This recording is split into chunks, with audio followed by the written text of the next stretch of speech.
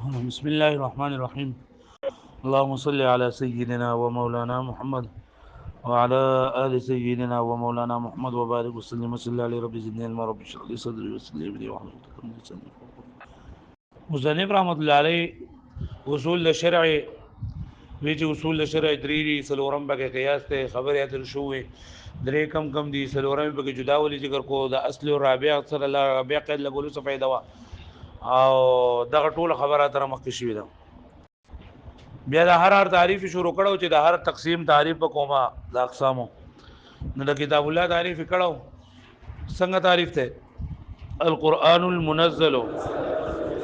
صلی الله علیه وسلم المكتوب في المصاحف. نو ما ویلو چې بری کې درې قولونه درې خبرې دی بګي یو د القرآن دا تعریف لفظي له کوم حقیقت دا خبره شوه المنزل على الرسول صلى الله عليه وسلم دا خبره بګی شو چې په دې سره د نور کتابونه اوتل په منزل سره ته آسماني کتابونه علاوه نور وتل او په على رسول صلی الله علیه وسلم سره په دې کې آسماني کتابونه د قران مجید نه علاوه نور وتل. بیا دا المنزل ک المنزل نو په دې باره کې خبره تر شو چې دا غوڼ سیږي منزل یو دفعه نازل دي نو قران مجید نزول څنګه دوه پیری شوی دی یو د لوح محفوظ نه آسماني دنیا ته نو دا شوی دی په یو ورځ کې نو ځکه انزلنا و دی یا په قران مجید په سونه چې بنازل شوی په رمضان مبارک کې بنازل دوه ټول بچو باندې جو ځکه انزال دی او یا تنزيل ولګي لګ نازل ول تر په تفعیل نو چې دا منزل شنو معنا لګ په دیرش کالو کې پیغمبر صلی الله علیه وسلم ته نازل شوی دی. و بل خبره المکتوب فی المصاحف نو په دې کې موږ دا خبره کوو چې مکتوب څه ته وایي او فی المصاحف کې دا مصاحف څه شری او الف لام بکر نو الف لام کوم دی دا خبره تر اوس کوم. نو دا د قران مجید دیم صفت ده یو صفت ثانیه للقران وهي الاولین صفت د قران مجید المنزل على الرسول صلی الله علیه وسلم دویم ده المکتوب فی المصاحف. اوس په اعتراض ده ما ته وګورئ مکتوب دي ته ویلېږي چې لیکل شوی مکتوب څه ته وایي قران مجید کو لیکل شوی نه دی کو خدا الفاظ دي قران مجید ورستو براشي هو اسم للنظم والمعنى جميعا چې قران مجید دا خود نظم او د معنا نوم دی د الفاظ او د معنا نوم دی پوه شو نه باندې او لیکل دا خود نقوش کیږي مطلب دا اوس لیکل دی په بورډ باندې کنه نو دا نقوش دي د لفظ نه وای لفظ غواله ودی د چې کله زده دی غوګې نه راو بسم ضرورت لفظ وای لفظ تاسو الاول کې ویل دي هو صوت يشتمل على بعض الحروف اول چې رااله ما قول نو ما ورته اول دا ټکه ویلې هو صوت يشتمل على بعض الحروف لفظ ته وای کنه یا اواز چې مشتمل په حروف باندې نو سو پورې چې دا ما د غوګې نه راو بسل نه دي د لفظ ویل شمه او دغه لفظ چې بیا د سبب لپاره وځ شوی دی نو دا دلالت کوي دغه ته معنا وای لفظ سره په شی باندې دلالت کوي ایت معنا وای. نو تاسو د قران مجید په تعریف کې ویلي چې هو اسم للنظم والمعنى جميعا د قران مجید د نظم او د معنا نوم دی لا کوم چې لیکل شوی دی دا خو نه نظم دی او نه معنا ده نو ته څنګه وایي چې د قران مجید دویم صفت ده فونه شوی به معنی ان الله نو وای د مکتوب د لګي په معنا د مثبت ته مثبت مکتوب په معنا سره مثبت معنا ثابت کړل شوی لیکل شوی نو دا نقوش د لفظ د لپاره مثبت حقیقتا او د معنا لپاره مثبت تقدیرا یعنی د دې نقوش په ذریعه نقوش ته ویني نقوش سره ویني نو د الفاظ وای چې دا نقوش لیدل نه دي نو الفاظ دې کول شي الفاظ ویل شي نو دا نقوش دا الفاظ نه مراد مثبت دي دا الفاظ مثبت دي د نقوشونه حقیقتا پوه شو باندې او دا معنا دا ثابت کړی شوی د نقوشونه تقدیرا پوه شو لفظ مثبت حقیقتا یعنی دا لفظ سره کنه دا دلالت کوي نو دا ثابت کړی شوی د نقوشونه یعنی لفظ بتاله چې کله ته نقوش وینې کنه چې نقوش نه دي دي نو ته لفظ ویل شي هغه پوهیږي به باندې او د لفظ باندې معنا لفظ معنا له ور کوي چې کله نقوشي لو سره نقوش ویني بیا د الفاظ وای دا الفاظ نه بعد ته بیا معنی دې انده کوي په دې باندې پوه شئ تاسو په دې باندې پوه شئ چې اعتراض د جواب دی اعتراض دار چې د المکتوب فی المصاحف دا د قران مجید لپاره دویم صفت ده نو دا د قران مجید لپاره څنګه دویم صفت ده دا قران مجید خو تا ورسوي چې اسم للنظم والمعنى جميعا چې قران مجید خو د نظم او د معنا هم ده د الفاظ او د معنا هم ده او دا مکتوب دا خو نقوش دي نقوش دا خو نه الفاظ دي او نه معنا ده نو وایي چې مکتوب نه په معنا نه مثبت ده او دا الفاظ هم مثبت دي حقیقتا او معنا مثبت ته تقدیرا هغه ځین کې خبر راځي کنه راځي نه ګرانه دا خبره ها اسانه دا ګرانه ده ګوره اعتراض سره چې المکتوب دویم صفت ده سره پاره نو قران مجید خو د نظم او د معنا نوم ده او کم چې لیکل شوی دی نو دا لفظ ده که معنا ده دا نه لفظ دی او نه سره دا خو از نقشې دي نقوش دي نقوش پوه شوئ نو وایي دا نقوش مثبت دي لفظ د دې نه ثابت کړی شوی دی حقیقتا یعنی د دې نقوشو نه موږ ته الفاظ معلومیږي که نه ثابتېږي که نه الفاظ موږ ته ثابت کړی شوي دي او بیا د دې نقوشو نه موږ ته معنی ثابت کړی شوي ده په واسطې د لفظ سره نو لفظ مثبت شو حقیقتا او معنی مثبت شو تقدیرا پوه شوئ دې باندې وګورئ تاسو المكتوب في المصاحف صفة ثانية للقرآن مكتوب چې لیکل شوی دی په مصاحفو کې صفة ثانية للقرآن دا صفت ثانیه د قرآن لپاره ومعنى المكتوب دا جواب دی د اعتراض نه سره جواب دی د اعتراض نه چې قرآن دا خو عبارت دی لفظ او د معنا نه او مکتوب دا خو نقوش وي نو قرآن خو مکتوب نشو پوه نه شوئ نو ومعنى المكتوب المثبت معنی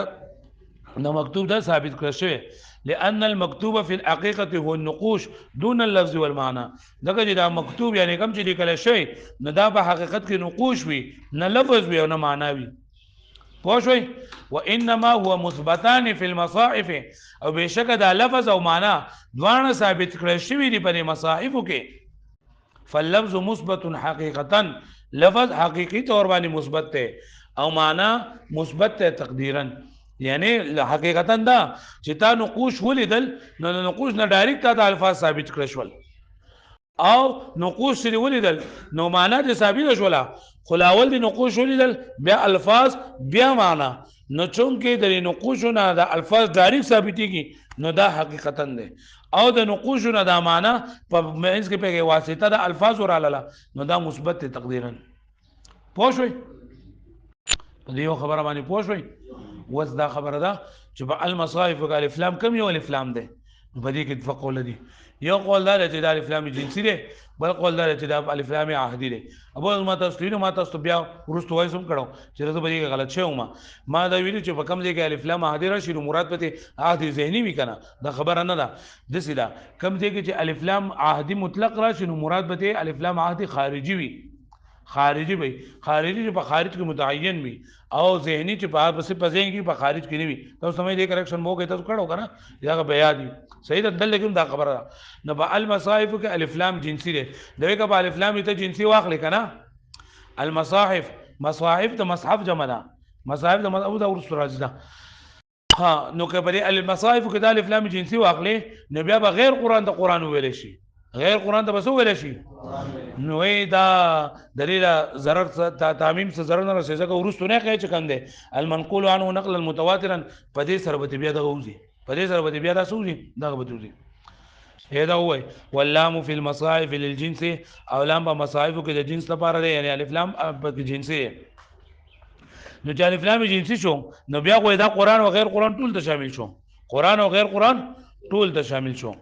نو موږ ولا یزور تعمیم دې سره جواب ورکړي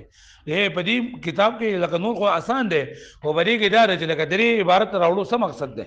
نو دلته کې پکې اعتراضات د کړي د جوابونه ورکړي او اعتراضات به کې کړي اعتراضات لاندې بری شروع کی نو ولا یزور تعمیمه او ضرر نه رسي درې المصائب کې چې تا کله الف لام جنسي واغستو نو مصائب ته عام شول قران او غیر قران ټول ته شامل شو نو ولا یزر تعمیمه ضرر نه رسیدا تعمیم درې لغیر القران غیر د قران ته ولې لان القید الاخيره زګه اخرنه قید یخرجو وباسي دلرا وباسي با دلرا او للعهد یا په المصائف کې دا المصائف کې د الف لام دا عهدی دی هما تاسو ویلو چې عهدی کله مطلق ذکر شنو مراد به خارجي وي سببي ها ما تاسو ګورئ تاسو دوه خبرې په المصائف کې الف لام کم یو دی نه الف لام جنسي دی او الف لام عهدی دی دا الف لام عهدی د لپاره هم معهود پکاروي نو مراد د دینه او مصاحف دي کم چې قرای سبعه مشهور دي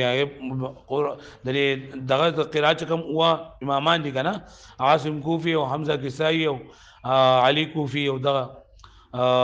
ابن عامر دمشقي دل بریاشي کې لیکل دي ابو کثیر ابن کثیر ابو عمر ندینه مراد دغه دي الګه پوه شو مې معنی ها او للعهد یا د الف لام په المصائف کې سره عهدی دی نو چې عهدی نه د عهدی لپاره کو په خارج کې تعین ضروری دی نو المعهود هو مصائف القراء السبعه هغه مصاحف د قراء السبعه دي وهو متعارف بين الناس على خلق بمنس کې متعارف دي و قراء السبعه کم دي نو په زمانه کې 17 شی رستا بری کې پدې نه سونه نه نو لا قراءه السبعه لاندې راشه او امامان کم دي نافع مدني ابن كثير عبد الله مكي ابو عمر بصري ابن عامر دمشقي عاصم کوفی حمزه کسائی علی دا یو نوم دی حمزه کوفی هم دی او حمزه کسائی علی کوفی دا پوه شئ 1 2 3 4 5 6 7 هو قرای سبعه دي نو دي چې کوم مصاحف دي کنه د دې چې کوم مصاحف دي نو المصاحف نه دغه الف لام مراد ده چې المکتوب فی المصاحف دا قران مجید دویم څه بعد هغه چې لیکل شوی په مصاحفو کې په کوم مصاحفو کې کم چې د قرای سبعه مصاحف دي لکه دا قران مجید لیکل شوی په داسې راي کې چې به دا وونه قراتونه چې نن دا به چلیدل وځلکه وای دا شی وځ نه پیژنم ها چې کله ته پوښتنه کړل شي چې دا قران مجید چې نه دا څه شی دی قران مجید څه ته وایي ما ته وګورئ تاسو وګورئ ما ته وګورئ ته چې قران مجید څه ته وایي کنه نو قران مجید موږ القرآن المنزل على الرسول صلى الله عليه وسلم المكتوب في المصاحف المنقول عنه نقلا متواترا بلا شبهه نو ستانه څوک ته پوښتنه کوي چې المكتوب في المصاحف دا مصحف څه شی دی نو وایي دا غوږ غوږ منځ کې چې کوم قران مجید لیکل شوی نه هغه ته وایي نو قران څه ته وایي ته چې په مصاحف کې لیکل شوی دی مصاحف څه ته وایي مصاحف د مصحف جمع ده چې وایي کې قران مجید لیکل شوی نو دې ته دور وایي دور ویل کېږي ما يتوقف عليه شيء چې بای باندې یوسس موقوفي ته دې نه لړ شي د دې نه ته سفر روان کې دې ته لړ شي بیا دې ته واپس راشي بیا دې ته خطا کېږي او برکېږي دغه ته دور ویل کېږي دور نوې کسانو څخه تاسو کې چې لکه دا مصحف څه شه ده جو تور ته چې لکه پای کې قران مجید لیکل شوی دی نو قران مجید نه تعریف وکي چې قران مجید څه شه ده نو ته چې قران مجید آیته چې په مصاحف کې لیکل شوی دی نو د یو هغه پیجندل په بل باندې موقوف شو کنه الګه پوه شو به معنی ها دې دا دور وای او دا دور باطل دی دور سره باطل دی نو دا تعریف چیرې نه تا ونه کو د مصحف نو یې دې تعریف ته ضرورت نشته لري هر سړی پیژني چې مصحف څه ته وای دې ته مصحف وای لګا دې ته مصحف وای نه وای او چې وس داله جدي ته مصحف وای کنه وای ورته